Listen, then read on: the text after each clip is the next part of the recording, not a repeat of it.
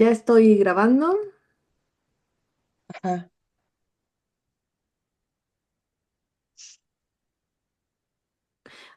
O no sé, me aparece que no tengo permiso para transmitir en vivo.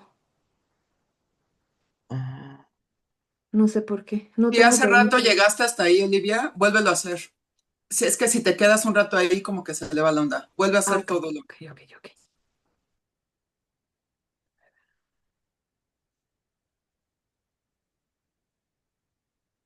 yo estoy admitiendo ya, ¿eh? Ah, ok, gracias. Buenas tardes a todas, todos, todes. Estamos ajustando los detalles técnicos para poder transmitir y ya enseguida comenzamos. Gracias por su asistencia.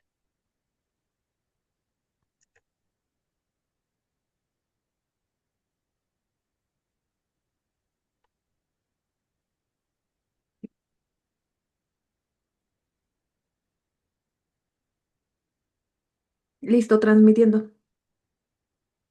Bien, pues buenas tardes a todas, todes y todos ustedes.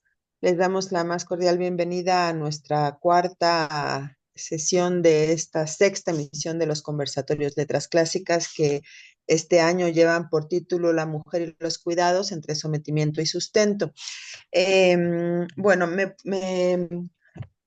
voy a permitir tomar la palabra, o no me permití tomar la palabra al principio porque queríamos un poco ir contando lo que vamos haciendo en nuestro grupo horizontal de investigación. Ya el primer día en la inauguración explicamos en torno al trabajo que hicimos para esta sexta misión, pero quería también mencionar que Olivia Isidro, una de nosotras tres, hace un trabajo constante de monitoreo sobre lo que se trabaja institucionalmente, no solamente en la universidad, sino en nuestro país, en otras universidades y en otras latitudes en torno a los cuidados, ¿no? Entonces yo quisiera cederle la palabra a Olivia para que nos contara un poco de eso. Gracias, Olivia. Gracias, gracias, Ceci. Buenas tardes a todas, todos y todes. Hoy es el Día Internacional de las Personas Cuidadoras. Nos comparte la información el Programa para la Igualdad de Género de la UNAM y surge este tipo de iniciativas a raíz de pues las diferentes preocupaciones, pero sobre todo porque el mes pasado decíamos en la primera sesión el mes de octubre fue el mes de los cuidados, ¿no? Entonces hubo una serie de acciones relacionadas, eventos, acciones, talleres, cursos relacionados con el tema de los cuidados. Y bueno, hoy nos toca eh, hablar del Día Internacional de las Personas Cuidadoras. Solamente me gustaría resaltar algunos datos que aparecen o que publica la UNAM en relación con con el tema, ¿no? Entonces, me permito leer la información. En México, el 75% de la participación en el trabajo de los cuidados lo realizan las mujeres. Y en promedio, las mujeres de 15 y más dedican 37,9 horas semanales al cuidado en comparación de los hombres quienes dedican 25,6 horas. Y bueno, sigue la información, pueden encontrar esta efeméride en la página de Igualdad UNAM, sobre todo en la página de Instagram. Y también quisiera resaltar un dato que me parece importante en relación con lo que se ha estado comentando en las otras sesiones sobre este trabajo invisible, ¿no? Este trabajo no remunerado, pero que ahí está y que sostiene, ¿no? Entonces, sobre todo, por ejemplo, que hasta el 2023 el Producto Interno Bruto se nutría de este trabajo no remunerado en un 26,3%, ¿no? Entonces, creo que es una cifra significativa y que debemos tomar en cuenta en la actualidad, pero no solo para que nosotros reflexionemos ahora, sino también para que hagamos esta retrospectiva en relación con desde dónde viene esta tradición, ¿no? Esta forma de relacionarnos con los cuidados, sobre todo a las mujeres, ¿no? Sobre todo nuestro papel como cuidadoras. Y bueno, solamente era hacer mención de esta fecha. Le dejo la palabra a Sandra para comenzar con la participación de nuestra querida Evelia. Muchas gracias. Pues nuevamente les doy una bienvenida a esta sexta emisión de los conversatorios de estudios clásicos, La mujer y los cuidados entre sometimiento y sustento. Esta es nuestra segunda ponencia, nuestra segunda mesa del día de hoy, nuestro segundo día de emisión. El día de mañana les recordamos que también todavía tenemos actividades, una ponencia por la mañana y por la tarde el homenaje a pues, nuestra querida profesora Elsa Rodríguez Bronto. Les recuerdo también que esta sesión está siendo grabada y es retransmitida en los canales oficiales de difusión de Facebook y YouTube, también por si quieren acompañarnos por ese medio. Bien, la ponencia del día de hoy tiene como título El grito de las mujeres en Grecia antigua, agencia y cuidado, y va a ser dictada por la doctora Evelia Arteaga Conde. La doctora Arteaga es licenciada, maestra y doctora en letras clásicas por la UNAM. Es profesora investigadora desde el año 2006 en la Universidad Autónoma de la Ciudad de México.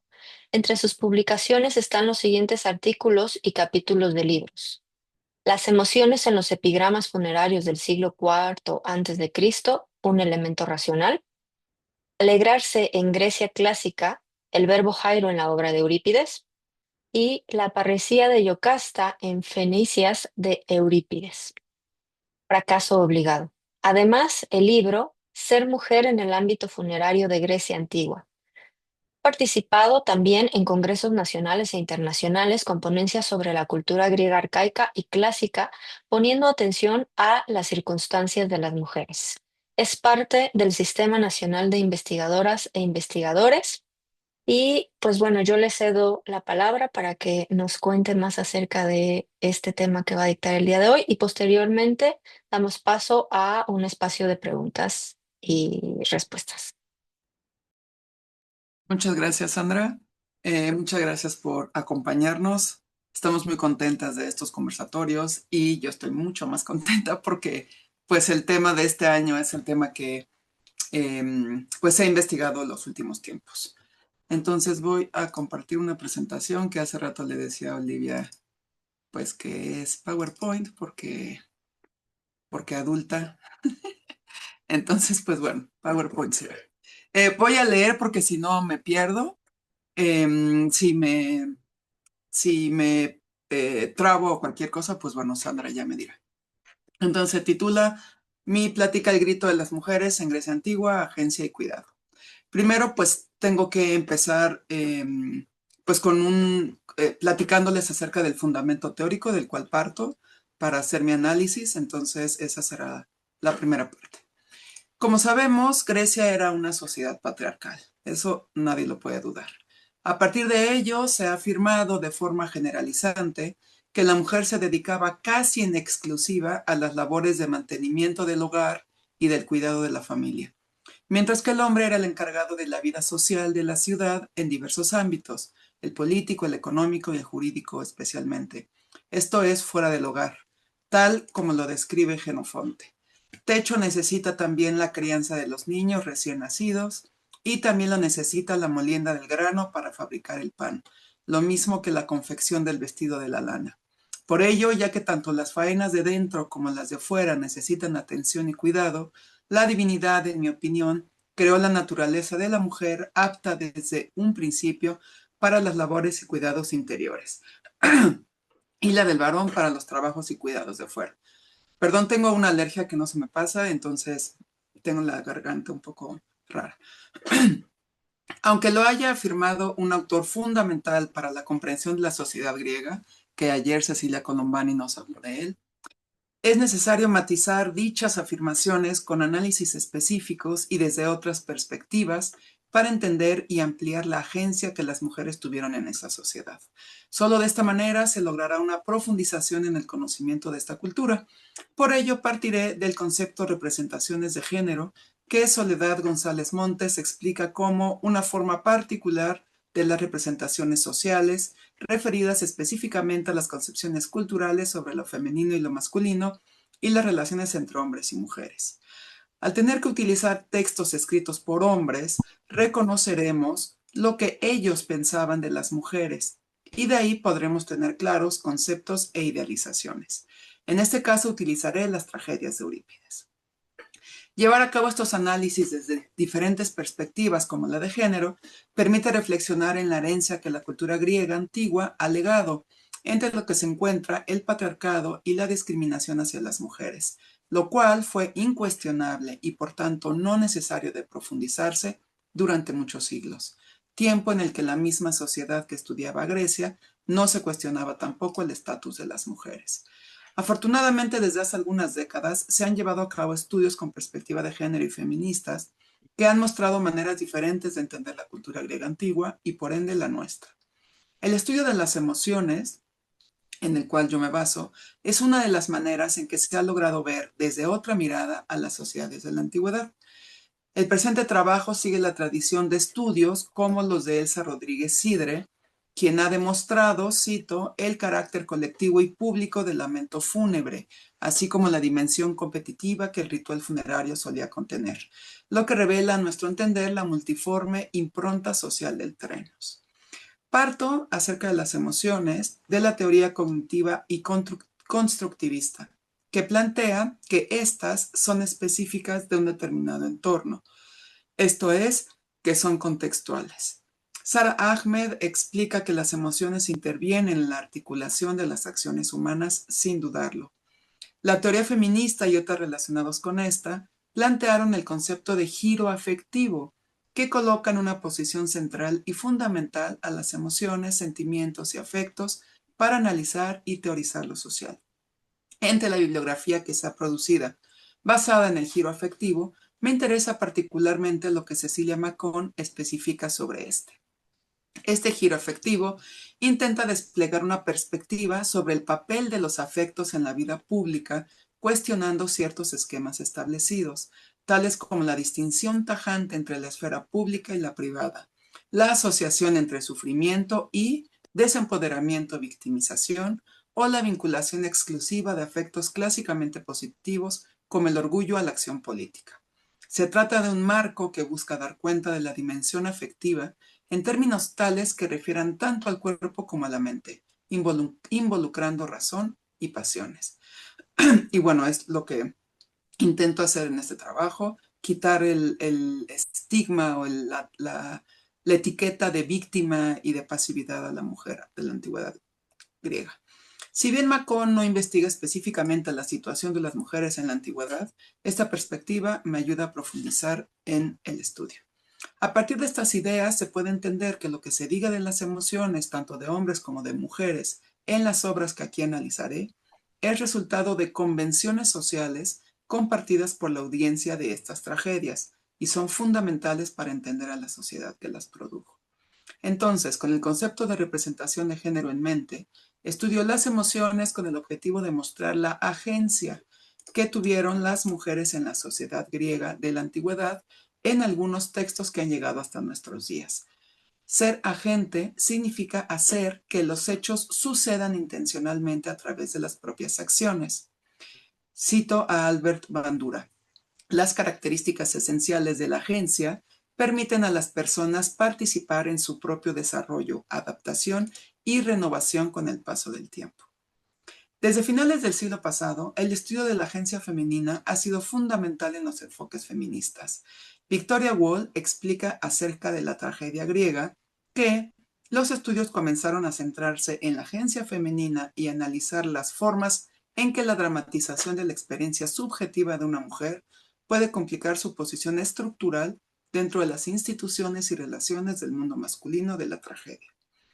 Quiero mostrar esa agencia relacionada con la idea de cuidado, que es el tema que nos convoca aquí, pensado a partir de la definición clásica de Joan Tronto y Berenice Fischer, que es: cuidado es todo lo que hacemos para mantener, reparar y continuar nuestro mundo de forma que sea posible vivir en él de la mejor manera posible. En otras palabras, es lo que se hace por el bienestar de alguien más. Aquí añado que sufrir por alguien, estando ese alguien vivo o muerto, también implica un cuidado, o quizá un anhelo de cuidado, visto incluso como algo que ya no se puede llevar a cabo, pero que es una obligación. Este texto forma parte de mi investigación sobre el estudio de la agencia femenina en obras griegas de la antigüedad a partir de diversas emociones. En esta plática en particular me enfocaré en el dolor. Aristóteles define a las emociones como aquello por lo que los hombres son transformados y modifican sus juicios, a los cuales siguen dolor y placer. Esto en la poética. Pero no consideró que el dolor fuera en sí mismo una emoción.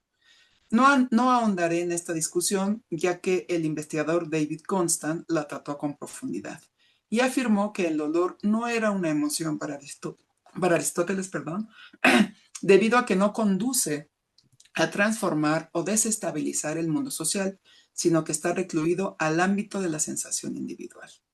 Por otro lado, también Aristóteles explica que la tragedia griega proviene del ditirambo, una composición lírica dedicada a Dioniso y ejecutada durante el sacrificio de un macho cabrío en su honor, por lo que este canto es descrito como desgarrador y plañidero. De ahí que la tragedia esté plagada de lamentos, quejas, gritos y súplicas estridentes, en otras palabras, de sufrimiento y el dolor. Para los objetivos de esta plática, sí consideraré el dolor como una emoción. Además de la gran expresividad de las máscaras, el recurso principal vocal en estas tragedias, el recurso principal vocal que estas tragedias tuvieron para expresar dolor fue el grito. En esta plática me enfocaré en analizar las obras de Eurípides para hablar del dolor expresado a través del grito como lamentación, aunque no sea la única forma de expresarse. Esto se inscribe en la tradición de Casey-Due, que en su obra sobre el lamento de la mujer cautiva en la tragedia griega, afirma que en los últimos años los lamentos se han interpretado como poderosos actos de habla, capaces de incitar a la acción violenta. Muchos académicos han señalado que en el contexto del lamento, las mujeres pueden expresar preocupaciones subversivas y hablar de maneras que no podrían bajo ninguna otra circunstancia. Due, a lo largo de su libro, demuestra que muchas mujeres en la tragedia manipulan a sus oyentes y logran lo que pretenden a través del lenguaje del lamento.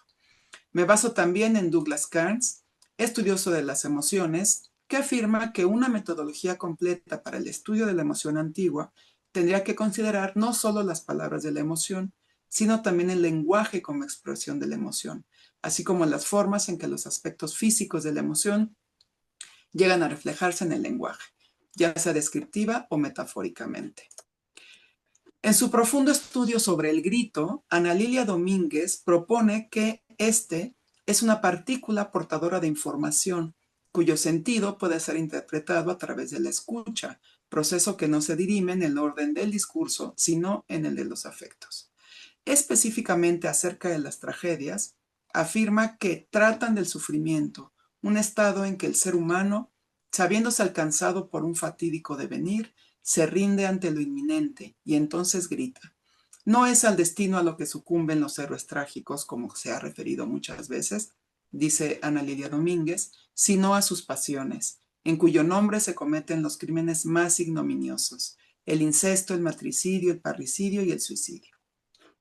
Asimismo, esta autora refiere que en su versión escrita, que es la que nosotros podemos estudiar, las tragedias también están colmadas de gritos, entre los cuales podemos leer todas estas interjecciones que vemos aquí, I, A, O, U, E.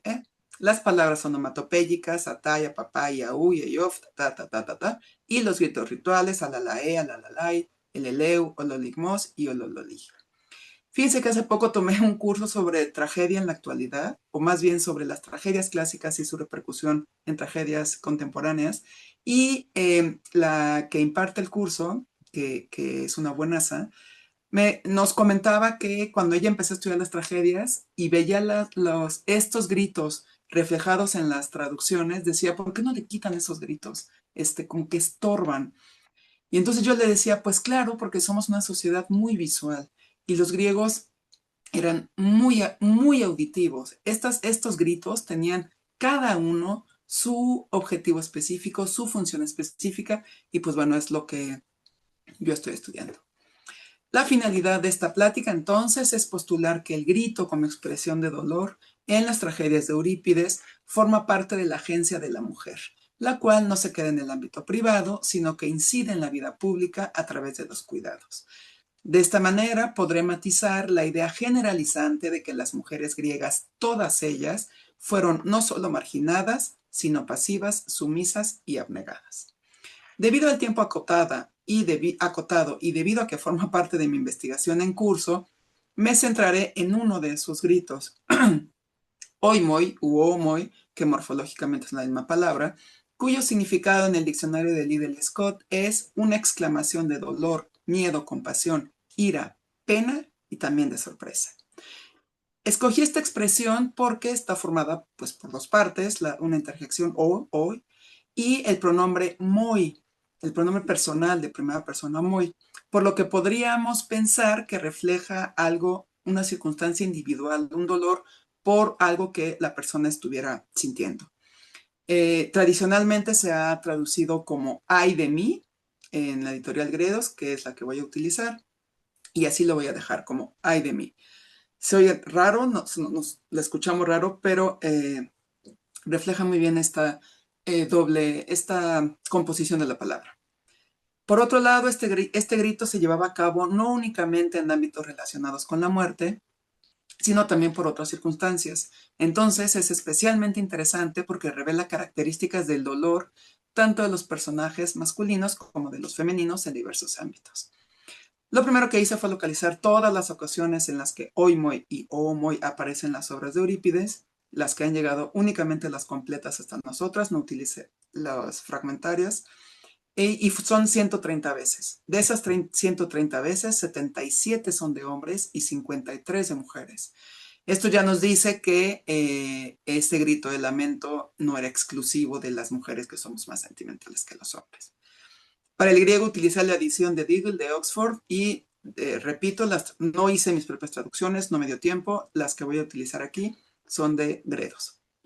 Posteriormente, escogí los casos que pudieran dar información y que fueran más interesantes sobre el tema que aquí nos reúne, los cuidados. Y finalmente analizaré 9 tragedias. Entonces empiezo con el análisis.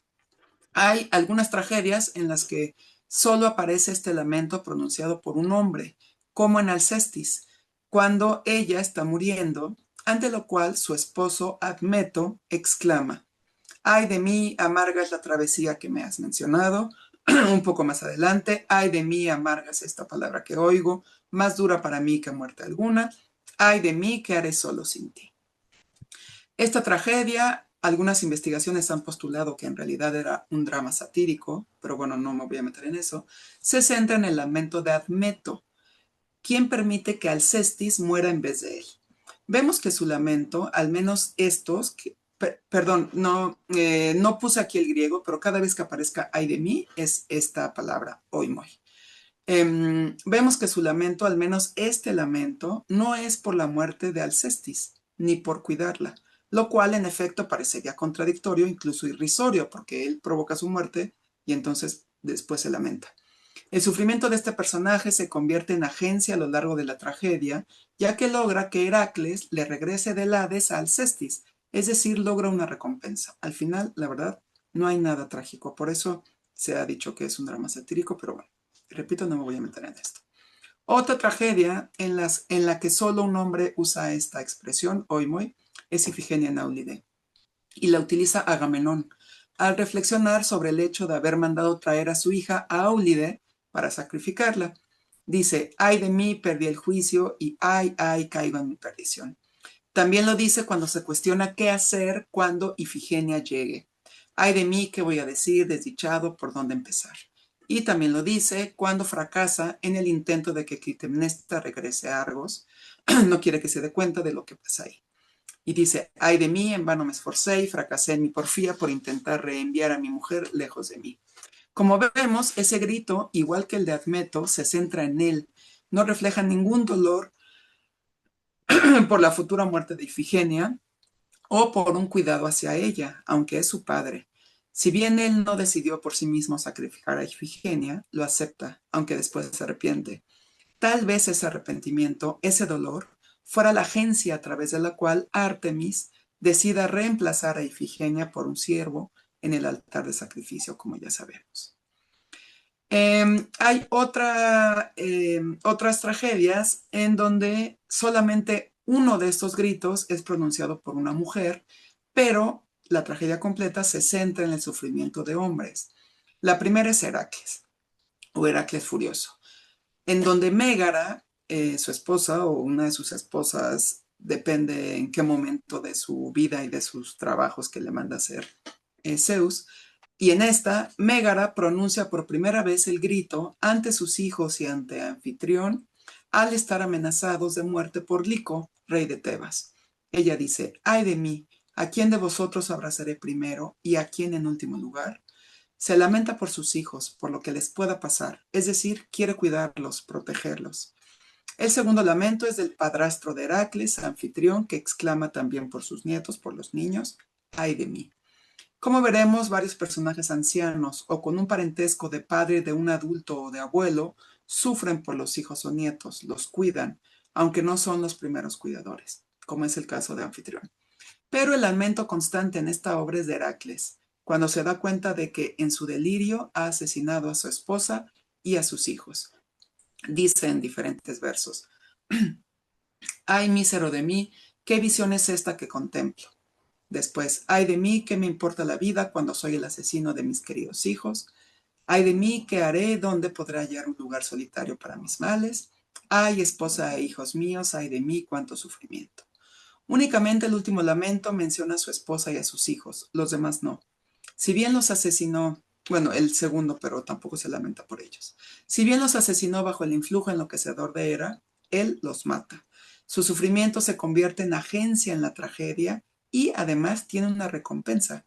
Teseo lo convence de ir a Atenas, diciéndole, allí purificarás tus manos de esta polución y te donaré un palacio y parte de mis bienes. Entonces el sufrimiento de Heracles no implica cuidados. Incluso parece que las muertes de su esposa e hijos son únicamente un daño colateral en la historia que quiere contarse aquí. Otra tragedia con un solo lamento de mujer es Hipólito. La nodriza de Fedra, al saber que ésta está enamorada de Hipólito, bajo el influjo de Afrodita, o sea, está enamorada de su hijastro, le dice a la nodriza, ay de mí, ¿qué dices, hija? ¿Cómo me quitas la vida? La relación que ésta tiene con Fedra implica un cuidado. Por ello, se lamenta por su situación. La quiere cuidar de lo que ese enamoramiento puede provocarle y además ella misma sufre por ello. Ya aquí Carla Rubiera habló de las esclavas y de las nodrizas y del cuidado, entonces, bueno, ya no me voy a meter en eso. Los demás lamentos en esta tragedia son de hombres. En primer lugar, de Teseo, al ver morir a su esposa Fedra o al enterarse de su muerte, y debido a la tablilla que ella dejó culpando a Hipólito, Teseo dice, ay de mí, qué sufrimientos, he padecido, ciudad, la mayor de mis desgracias. Y un poco más adelante dice, ay de mí, desdichado por tu causa, qué dolor he visto en mi casa, insoportable e indecible. Y más adelante, ay de mí, qué mal sé, añada el mal presente, insoportable, indecible o infeliz de mí. Como vemos, no se lamenta por Fedra, no la nombra, sino por su propia situación. Perdón. Ese sufrimiento se transforma en agencia al expulsar del palacio a su hijo Hipólito, ante lo cual exclama, ay de mí, cómo me mata tu piedad, ¿no te irás lo más rápido posible de esta tierra patria? Aquí sí, frente a su hijo, podemos ver un cuidado, se lamenta por verlo indefenso. Y cuando Artemis le dice la verdad, también exclama, ay de mí. Además, cuando muere Hipólito, ay de mí, hijo, ¿qué haces conmigo? Desdichado de mí, ay de mí, corazón piadoso y bueno. Como mencionamos más arriba, sí refleja un cuidado hacia su hijo, aunque hace lo que considera necesario hacer, expulsarlo del palacio. En segundo lugar, en esta obra se lamenta el mismo Hipólito.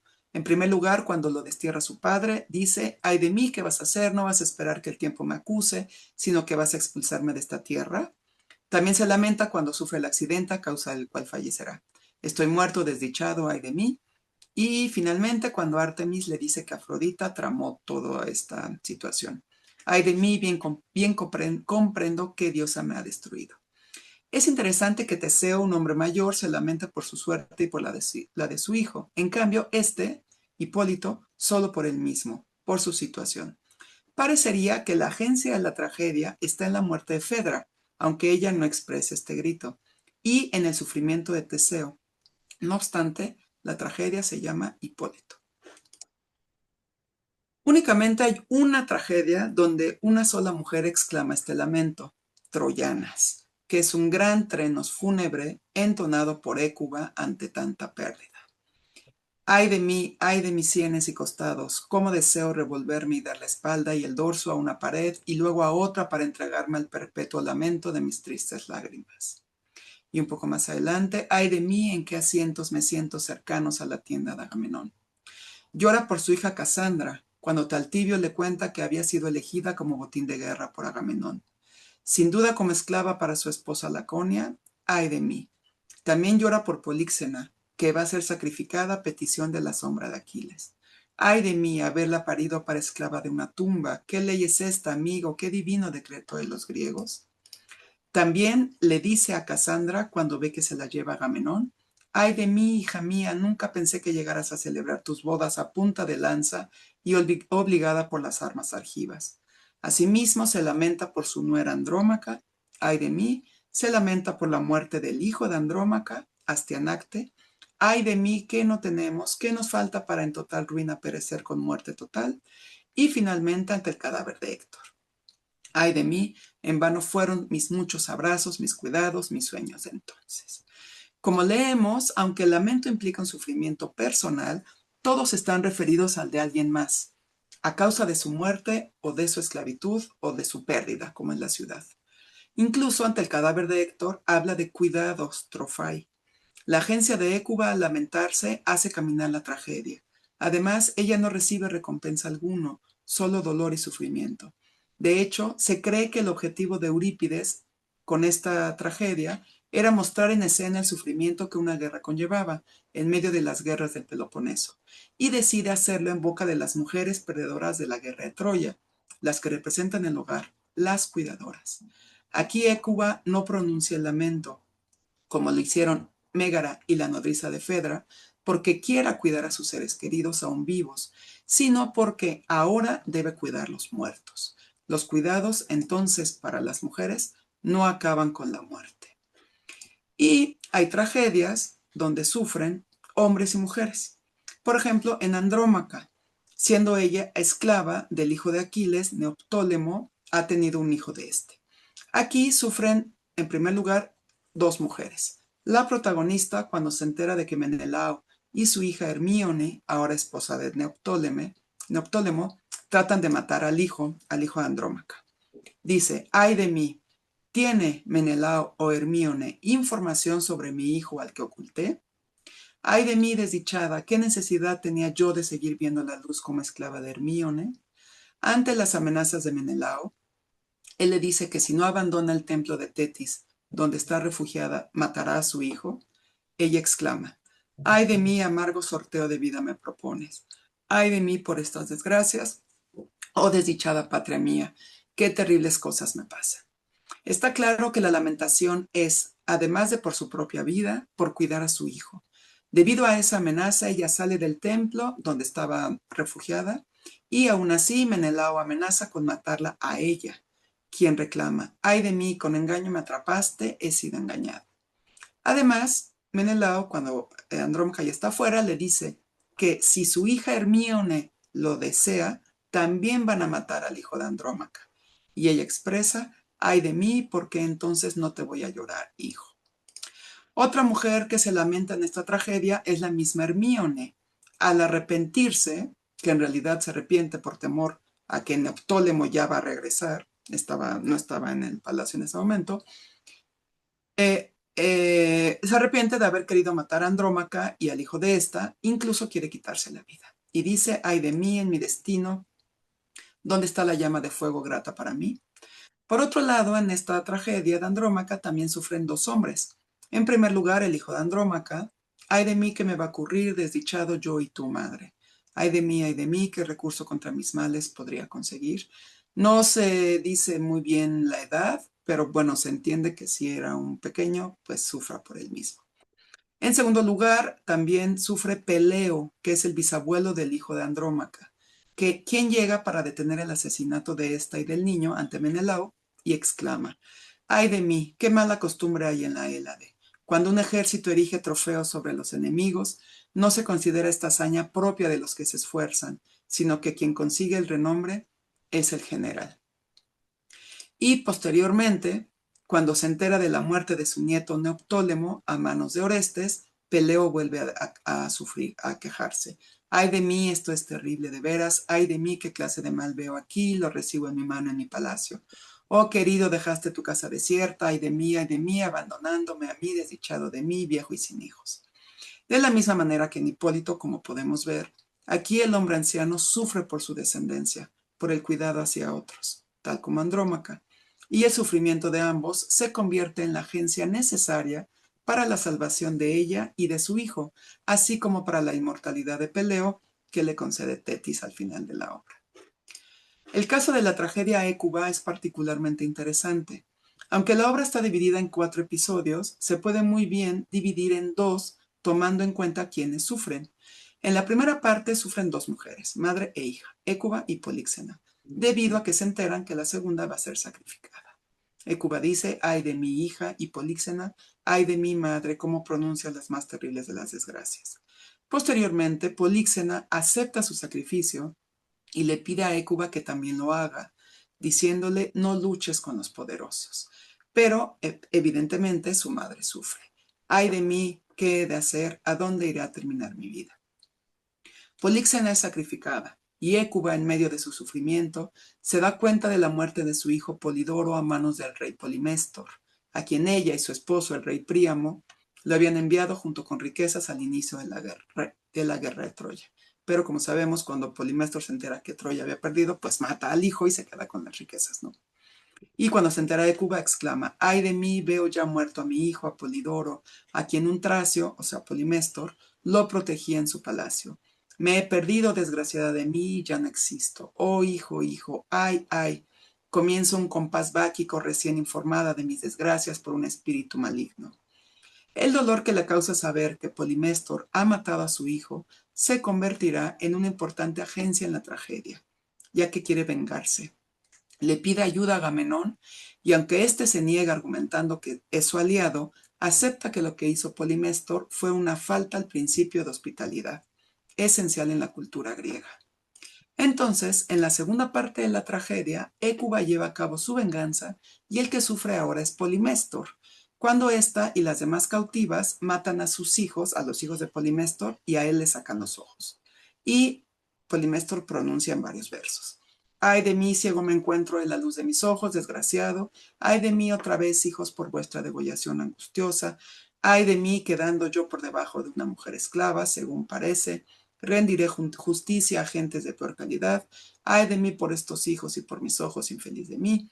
Ay de mí por dónde he de ir, por dónde me he de parar. Ay de mí, qué gran afrenta, a dónde me he de volver. Poliméstor, aunque evidentemente sufre por sus hijos, lamenta su propia desgracia.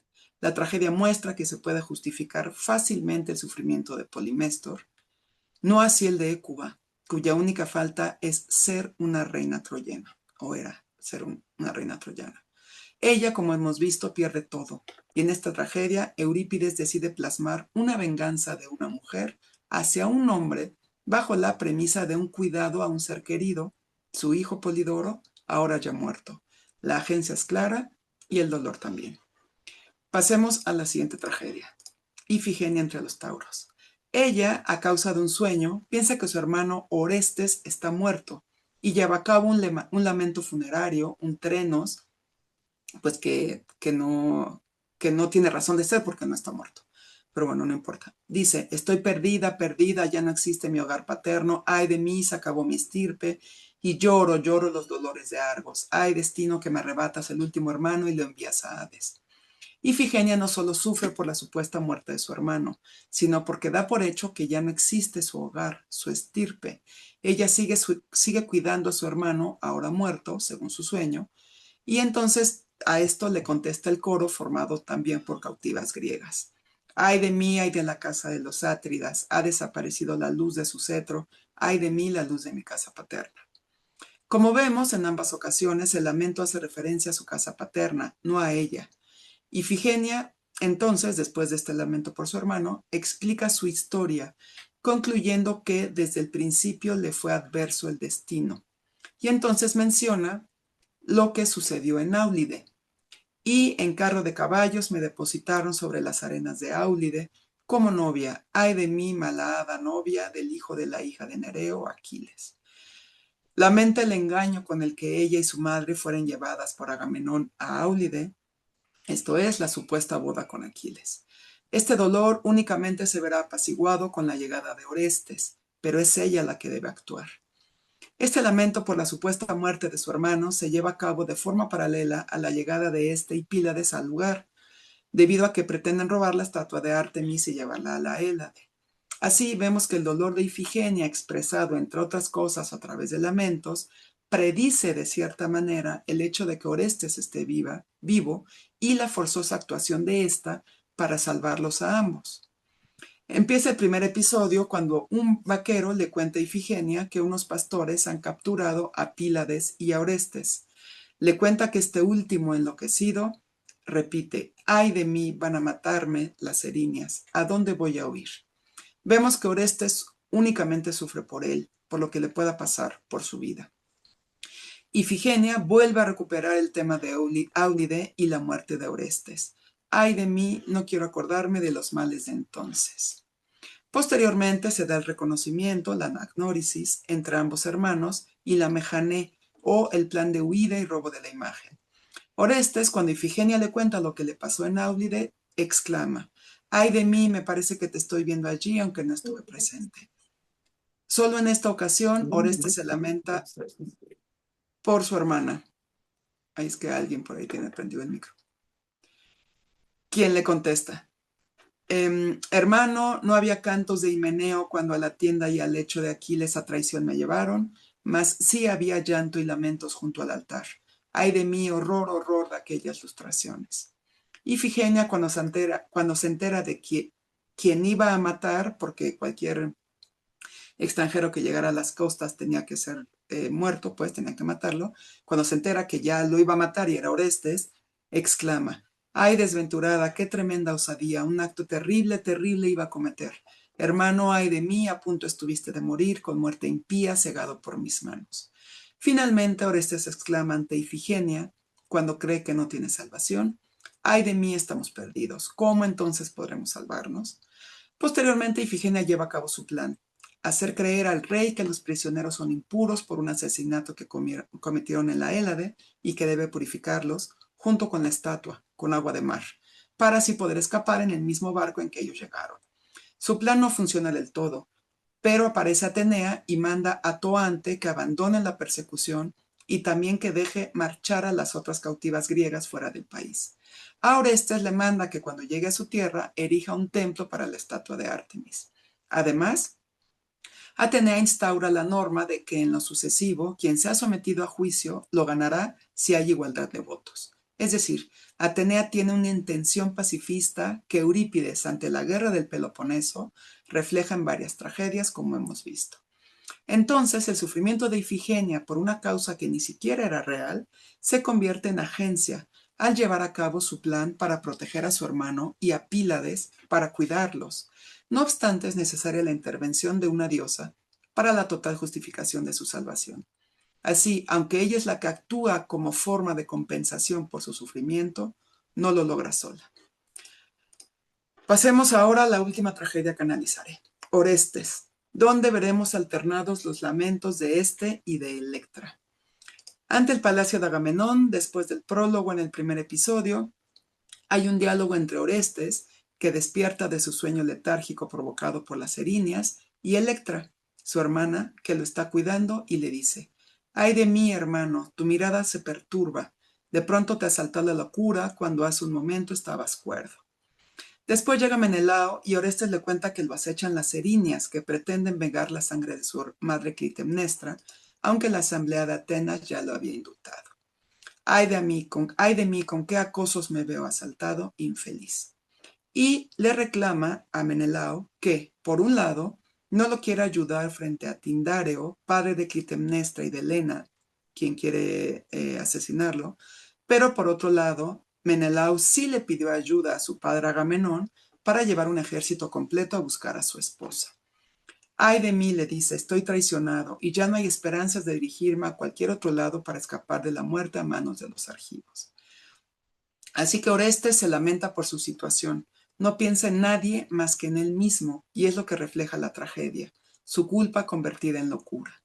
Posteriormente, Electra pregunta si Orestes ha salido al exterior, arrebatado por el furor de la locura. El corifeo le contesta que fue a enfrentarse al pueblo de Argos. ¿Quién decidirá si ambos mueren o viven? Y Electra exclama, ¡ay de mí! ¿Qué he hecho? ¿Quién le ha aconsejado? Entra el mensajero para contarle que se ha decidido que ambos mueran y ella dice, ¡ay de mí! Llegó lo esperado, aquello por lo que amedrentada me consumía en la espera desde hace tiempo entre sollozos. Como vemos, en esta tragedia, ambos parecen culpables por la muerte de Clitemnestra, no como en Esquilo, que solo se culpa a Orestes. Aquí Electra acompaña y quiere cuidar a su hermano incluso en la culpa. Ya en el Éxodo hay dos hombres más que se lamentan. Primero un frigio, servidor de Helena, y León, ay de mí, ciudadela frigia y monte sagrado de Lida de fértiles glebas, cómo te lloro en tu destrucción en un lastimero canto con bárbaro alarido. El corifeo pregunta qué pasó en el palacio y este cuenta el intento de Orestes por matar a Helena. Posteriormente, Orestes, para presionar a Menelao, amenaza a su hija Hermíone y Menelao, exclama, ay de mí, ¿qué haré? Menelao quiere cuidar a su hija. Orestes le exige que le pida a la ciudad de los argivos que no los mate ni a él ni a Electra. La acción de la obra, la agencia, sí es llevada a cabo por Orestes, contrario a lo que pasa en Ifigenia entre los tauros. Así que éste se lamenta únicamente por su situación. Electra parece ser solo su acompañante, que sufre por la situación de su hermano Orestes, y también por su propio futuro. A partir del análisis de estas tragedias, he llegado a las siguientes conclusiones. Para empezar, como el mismo género literario lo marca, tragedia, ambos, hombres y mujeres, sufren, deben sufrir, y por tanto se lamentan y gritan. Incluso, como hemos mencionado, son más veces las que el grito oimoi es pronunciado por un hombre que por una mujer. No obstante, el trasfondo del grito en los hombres es, de forma general, individualista. Sufren por su situación y por su porvenir, como Admeto, Heracles, Hipólito, Polimestor y Orestes. Con excepción de los hombres, grandes o ancianos incluso, que sufren por sus descendientes, Anfitrión, Teseo, el mismo Polimestor y Menelao.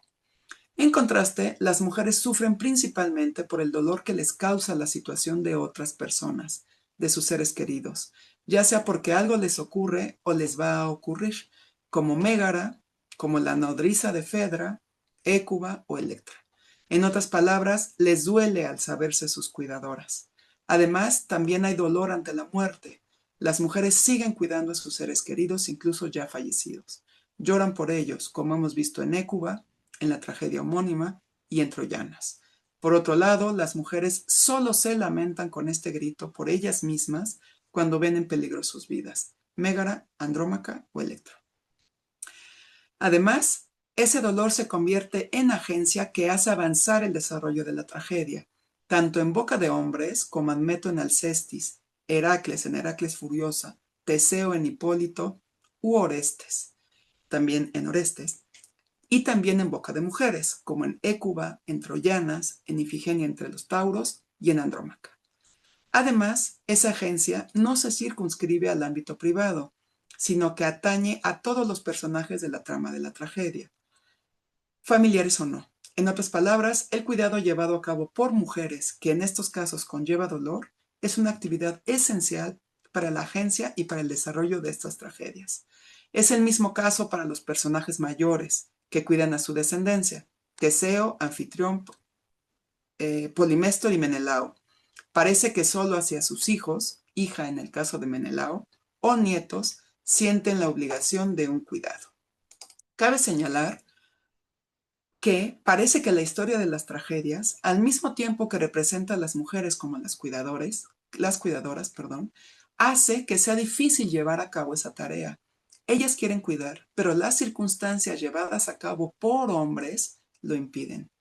Este hecho me remite a la actualidad, en donde la labor de cuidado no solo recae principalmente en las mujeres, sino que no es valorado e incluso es menospreciado.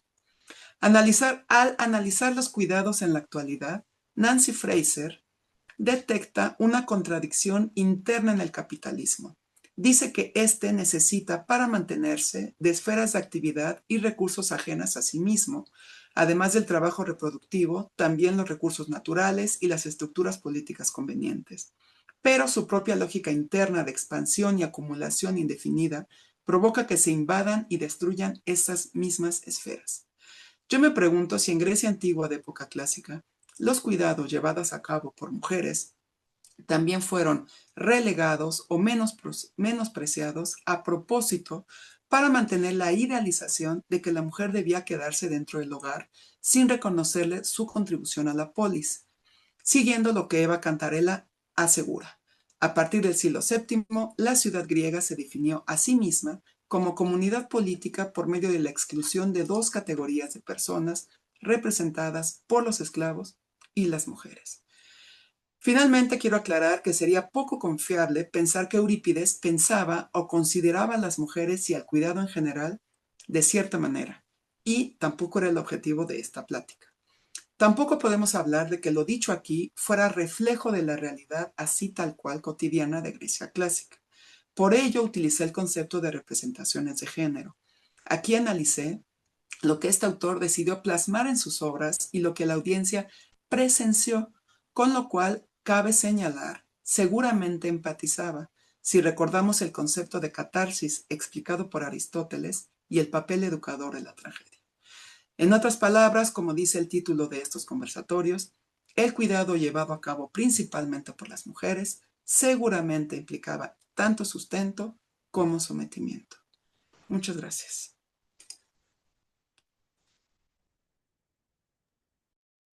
Muchas gracias, Emilia. La verdad es que un tema muy, muy, muy interesante. Entonces, tengo un comentario en el chat de la doctora María Javitzer.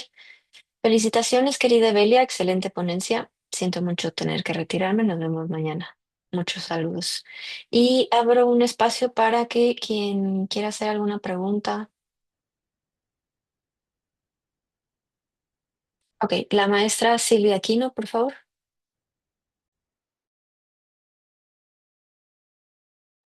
Perdón, buenas tardes.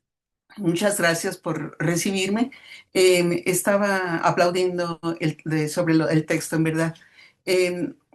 Me parece bastante importante este tipo de análisis que estás haciendo, que va de diferentes ámbitos, digamos, desde la historia, desde la economía, desde muchos, muchos aspectos. Y creo que así es como se podría tratar de comprender de una manera un poco más clara lo que sucedía en Grecia y en Atenas fundamentalmente, ¿no? Te felicito mucho, es un trabajo excelente, creo que debe continuarse, ¿no? Yo te quería hacer una pregunta. Estaba yo recordando Aristóteles, tú lo mencionaste en un momento, sobre todo en un pasaje de la retórica, en dos pasajes. En uno de ellos, Aristóteles dice, mm, lo anoté y ya se me olvidó, no, dice, eh, está haciendo un análisis de las emociones de los hombres, de los jóvenes, de los ancianos y del hombre maduro también. Entonces, cada uno de ellos tienen emociones distintas en un momento dado. Entonces, ahí mi pregunta sería, ¿estas emociones para Aristóteles estarían dentro del ámbito también de las emociones femeninas? Esto no lo sé, pero te lo pregunto ahorita.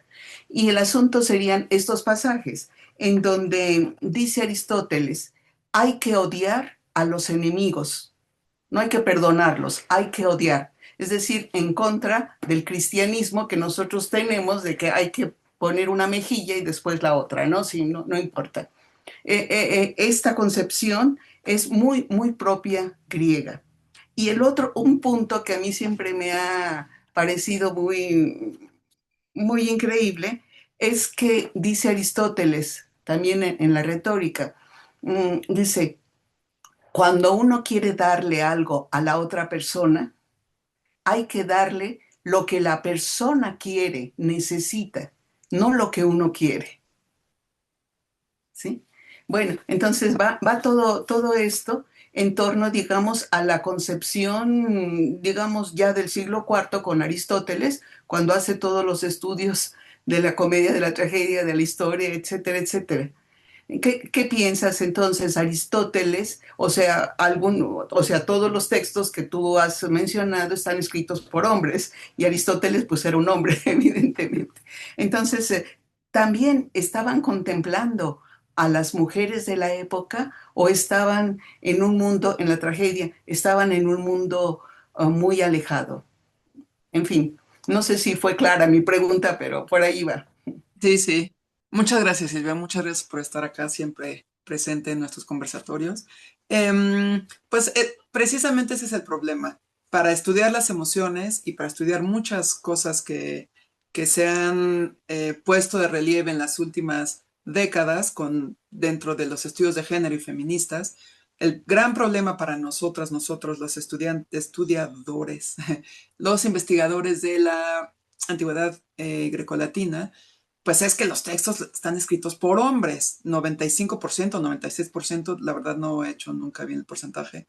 Y entonces lo único que vamos a estudiar, como decía, son las representaciones.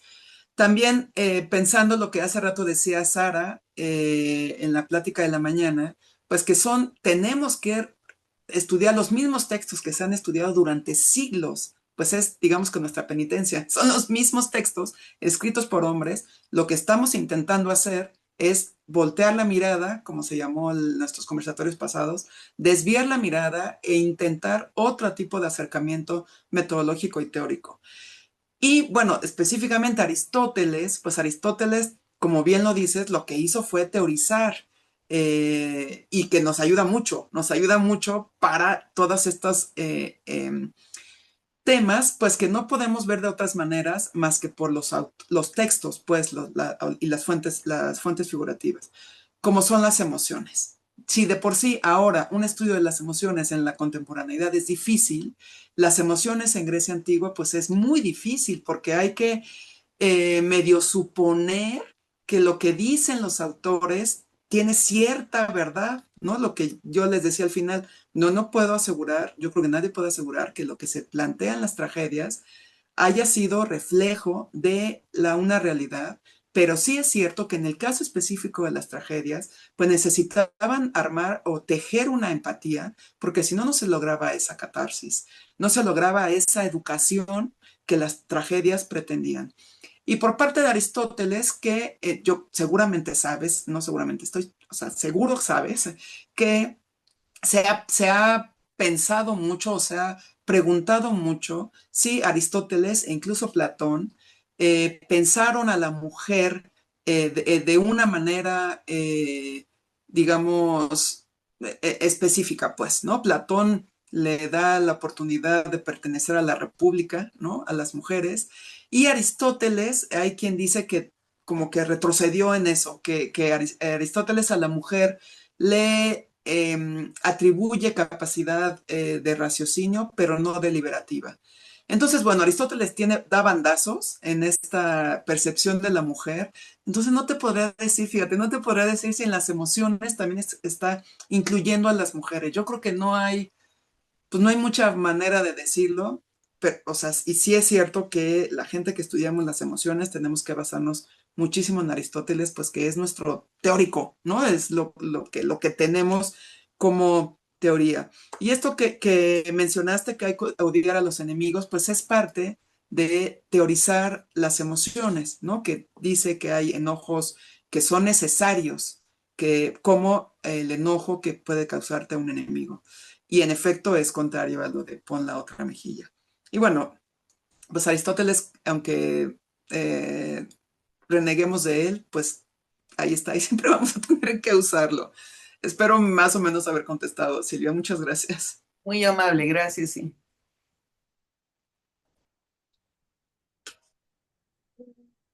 Marianela nos dice excelente ponencia, muchas gracias. Karen Brindis, estimada doctora. Ay, perdón. Y como siempre es un gusto escucharle, magnífica ponencia. Martín, felicidades a la doctora Evelia Arteaga, excelente conferencia y también felicidades a las organizadoras por darnos la oportunidad de ingresar a estos conversatorios de manera remota y para reforzar los conocimientos adquiridos en clase.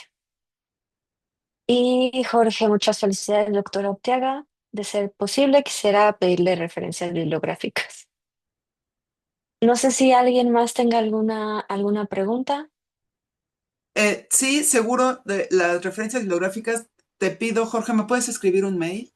Evelia.arteaga, no, estoy dando otro mail, eveliaarteaga@filos.unam.mx y te paso la bibliografía. También, si alguien quiere algo en especial, eveliaarteaga@filos.unam.mx. Bueno, ya nos pusieron el correo en el chat. Gracias, Muchas Andrea. gracias. Alejandra, felicidades, doctora. Es muy emocionante escuchar sus investigaciones y tiene preguntas. La primera, relacionadas un poco con lo que acaba de mencionar. La primera, ¿qué retos existen al estudiar expresiones femeninas que no fueron escritas por ellas mismas? Y la segunda, si el grito fue una forma de agencia en la antigüedad, ¿qué formas de voz y cuidado estamos llamadas a sostener hoy? Gracias, Ale. Siempre preguntas que nos hacen pensar. Pues en efecto es el mismo problema, es el mismo problema. Eurípides, aunque se ha dicho mucho que es ¿cómo decirlo? El menos discriminador de las mujeres, también es cierto que pone a las mujeres en sus obras, pues en papeles muy drásticos, ¿no? O buena, buena, buena, como Hécuba, o mala, mala, mala, como Clitemnestra, o como Medea.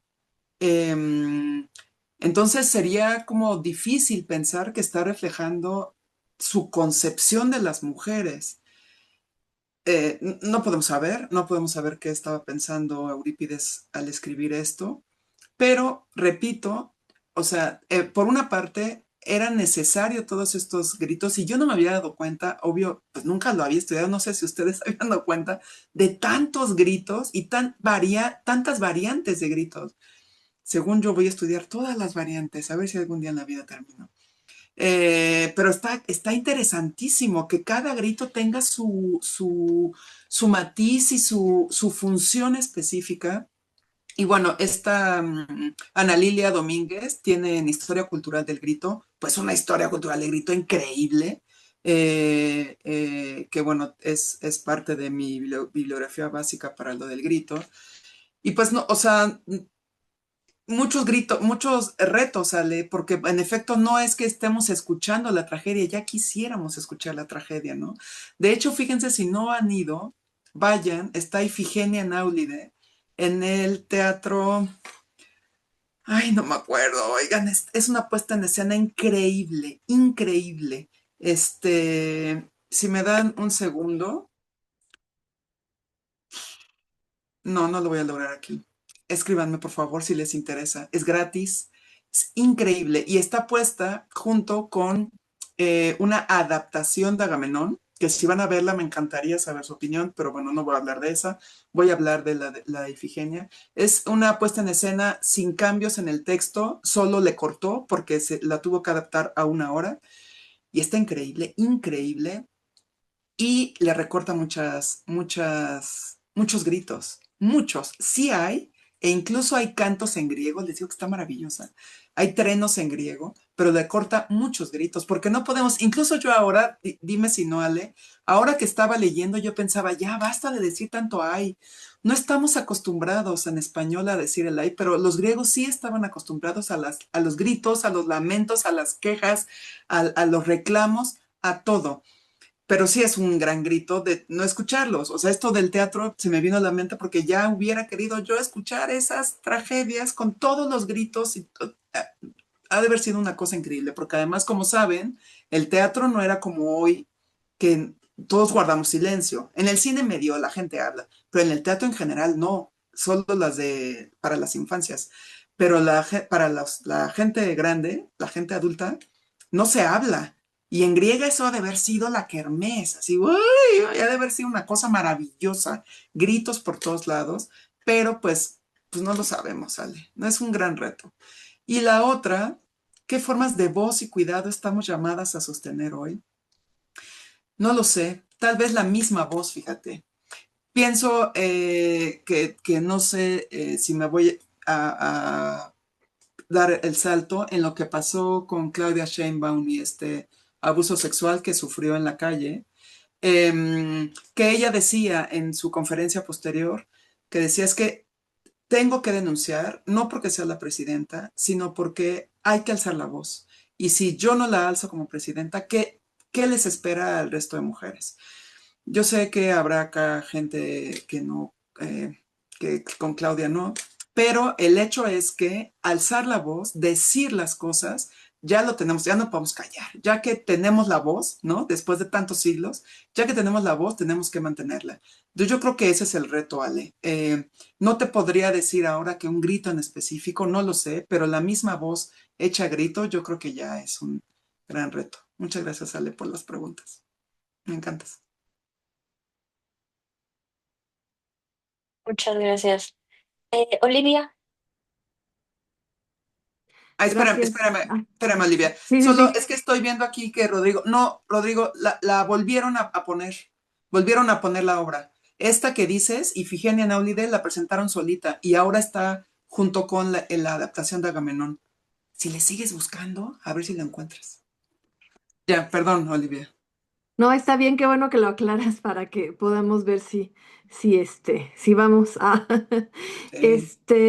sobre esta, ay, es que hay muchas cosas que decir, pero justamente es solamente un comentario en relación con los cuidados y cómo podemos reaccionar ante ellos y la pregunta de Ale sobre cómo vamos a sostener hoy, ¿no? Esas llamadas.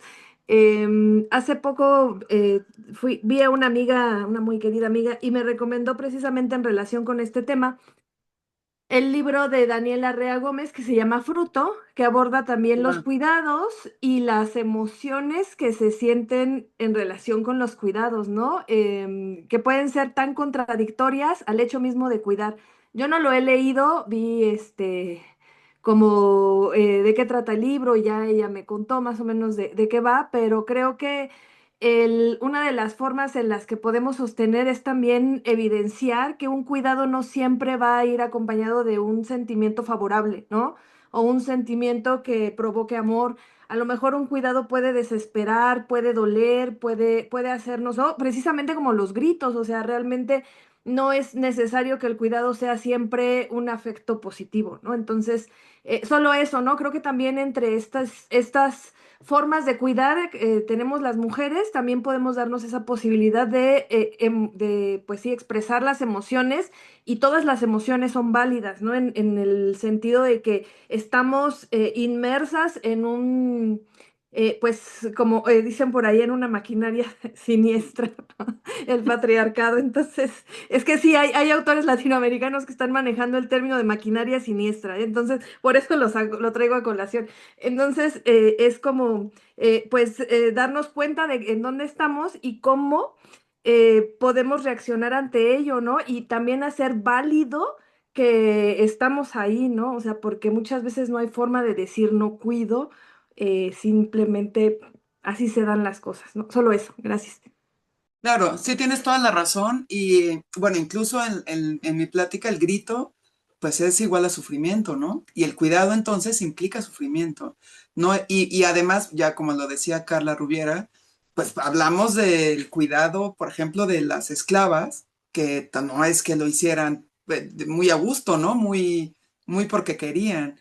Entonces, claro, el cuidado implica muchísimas cosas. Capaz, fíjate que estoy pensando que implica más cosas negativas que positivas emocionalmente hablando. Es muy fuerte ser cuidadora. Si ustedes que nos están oyendo, que me están oyendo, han sido cuidadores, cuidadoras principales de alguien, Es muy fuerte. Es una, o sea, hay quien dice que si no tienes tú un cuidador, cuidadora, te chupas junto con la persona enferma, la persona mayor, con lo que sea.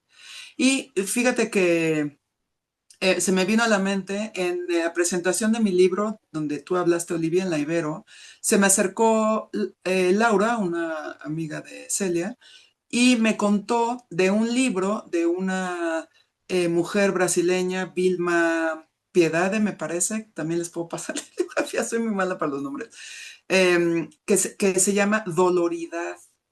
Y ya lo conoces, es una cosa increíble. La introducción, la mujer que la introdujo dice que Vilma estaban en una asamblea de mujeres, que Vilma es una activista, ella se autodefine como mujer feminista, prieta, no negra, prieta, etcétera, etcétera.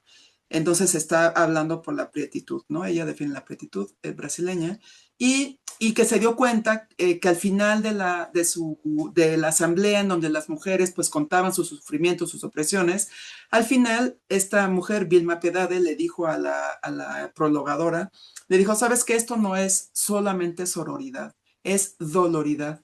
Y a partir del dolor es como podemos actuar. Y o sea, entender eso me hace mucho sentido con las tragedias y pues con la cotidianidad mexicana también mundial. A partir del dolor que sentimos es muchas veces también el impulso y la agencia que tenemos para actuar y para actuar en muchos ámbitos. Entonces, mira, no sabía. Sayak Valencia también habla de doloridad. ¿Y será el mismo término? Es el mismo, y el mismo término inventado por Vilma. No sé si surgió de la autora que mencionas, pero en varias conferencias he oído que menciona y lo equipara a sororidad. Sí, sí, sí. Pues la prologadora dice que es invento de Vilma. Entonces, mira, qué buena onda que se está propagando. A mí me fascinó el tema. Yo quiero que mi siguiente libro se llame Doloridad en honor a Vilma, no sé qué. Está increíble el tema, ¿están de acuerdo? Increíble. Ya, perdón. Ujú. Muchas Ya gracias. puse. Perdón, Sandra, ya puse aquí lo de la obra de Sí, teatro. sí, ya nos compartió Evelia la información acerca de la obra de teatro. Tengo una pregunta en el chat y después la doctora Cecilia Jaime. Mariana Toribio dice, saludos a todos, gracias por acercar estos conversatorios para los que no podemos pasarnos por la facultad todos los días. Yo tengo una duda. Me interesaría saber si se pudiera abordar el estudio del monstruo literario desde la perspectiva de lo sentimental. Ay, Mariana, no, no, no lo sé. No, no, no, ni siquiera estoy segura de entender muy bien a qué te refieres. ¿Podrías especificar un poco más? Bueno, si no, escríbeme y mantenemos una conversación. Está interesante tu pregunta, pero la verdad no ubico bien a qué te refieres. Bueno, Y entonces, no sé me si quieran dice, que en lo que nos contesta, que pregunte Cecilia. sí, claro. Bueno, sí, igual, si no, también Mariana, que si puedes tomar la palabra para explicar, pero bueno, me pueden interrumpir si ya Mariana puede hablar. Yo lo que quería, o sea, como sabes, Evelia, me gusta, o sea, me gusta mucho ver el texto.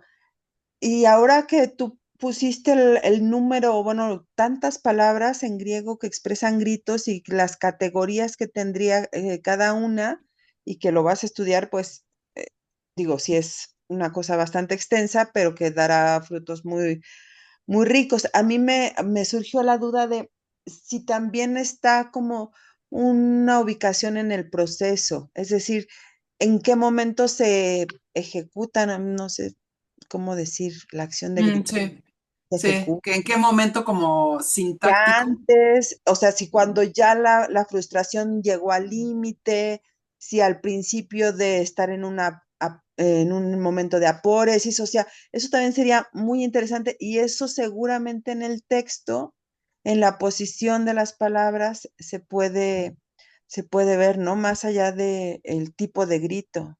y eso, no sé si ya has visto algo de eso. Sí, sí, de hecho empecé el análisis pues, que traje ordenado así, lo empecé con esa idea en mente.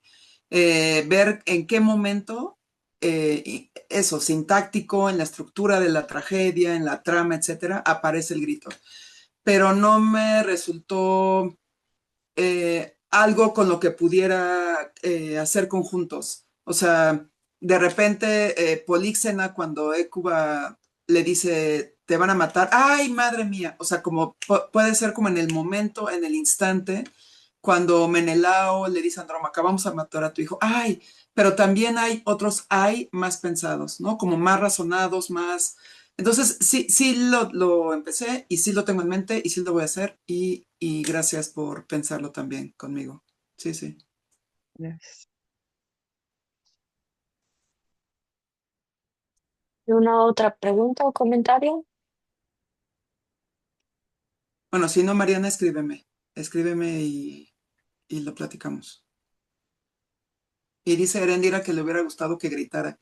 No, Erendira, no te digo que los gritos ya no son lo que eran antes. ¿Para Todavía qué? pues, vamos a gritar juntos. Hay una, claro, ay, Cecilia, ¿te acuerdas? Claro, sí, eso, pues eso, Una terapia de gritar grito. juntas, ajá, como gritar juntas, ¿no? Gritar, eh, pues ayuda, es también catártico, claro. Sí, juntas, sí. Pero es que aparte, bueno, perdón, ya que tomé otra vez. Creo, o sea, me parece que de eso que decía Ale, ¿qué voces podemos sostener en la actualidad? Creo que o sea, el feminismo no es un movimiento identitario, ¿no? Y creo que la ultraderecha ha provocado que el odio se exacerbe todavía más entre los géneros y demostrar que en la antigüedad los hombres expresaban la emoción públicamente de una manera así notoriamente mayor que las mujeres, me parece que sería también un regalo a nuestros compañeros, ¿no? Eh, y creo que, o sea, no nada más el trabajo de género es solo para poner el ojo en en la mujer, sino que también los lentes violetas sirven para esto, ¿no? También.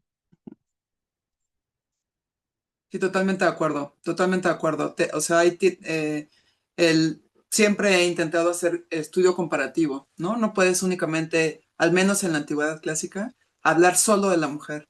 Tiene que ser comparado porque si no, pues no hay ningún sustento. Y en efecto, que sean más las veces que gritan los hombres, que se duelen, es un gran eh, no sé si decirlo, ejemplo, no lo sé, para los compañeros. Totalmente de acuerdo. Otra cosa es que se limite, ¿no? Que incluso en las mismas tragedias, Heracles le diga a su hijo Hilo, cuando Heracles está muriendo, le diga, no llores en mi funeral, no te lamentes. Es otra cosa, ¿no? Eso es una cuestión incluso política, etcétera, eh, pero o sea, incluso con eso, incluso en Heracles, eh, no es cierto, pero no es en Heracles Furioso, es en las traquinias. Incluso con eso, hay muchos más gritos de hombre. Y bueno, Aquiles, y bueno, ya, sí tienes toda la razón.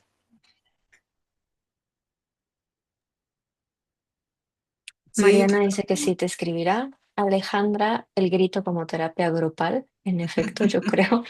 sí. Rory, y entonces, por eso que Boao, gritar, puede estar relacionado con Buezao, ayudar o acudir en auxilio. Pues fíjate, Bloom, que Boao y las palabras, la familia entera de Boao era mi primera opción, pero era muchísimo, entonces no le iba a poder cerrar para este. Pero yo creo que sí está relacionado y está muy interesante, ¿no? Porque el grito Boao también tiene distintas funciones y que una de esas termine en ayudar, auxiliar, es muy bonito. Sí, gracias. ¿Alguna otra pregunta?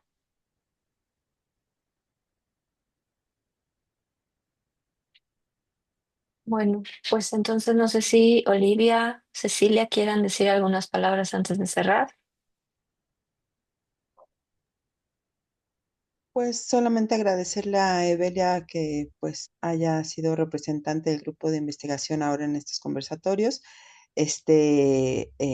Tenía ya un ratito que no participábamos nosotras, solamente organizábamos y nos pareció muy bien que ahora que el tema era de cuidados y Evelia ha estado pues trabajando mucho el tema ya desde hace varios años.